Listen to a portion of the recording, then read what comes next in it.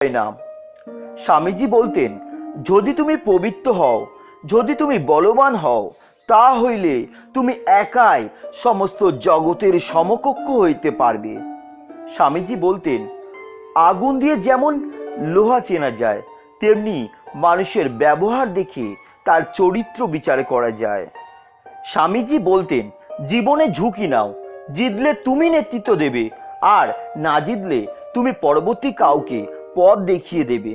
স্বামীজি বলতেন, আমাকে ভালোবাসো অথবা ঘৃণা করো, দুটোই কিন্তু আমার পক্ষে। যদি আমাকে ভালোবাসো, আমি থাকবো তোমার হৃদয়ে, আর যদি আমাকে ঘৃণা করো, আমি থাকবো তোমার মনে। নিজে যা করতে পারো করে যাও, অপরের উপর আশা বা ভরসা কোনোটা করিও না। স্বামী বিবেকানন্দ বলতেন, যদি তুমি সঠিক হও, তাহলে তোমার রাগ করার কোনো কারণ নেই।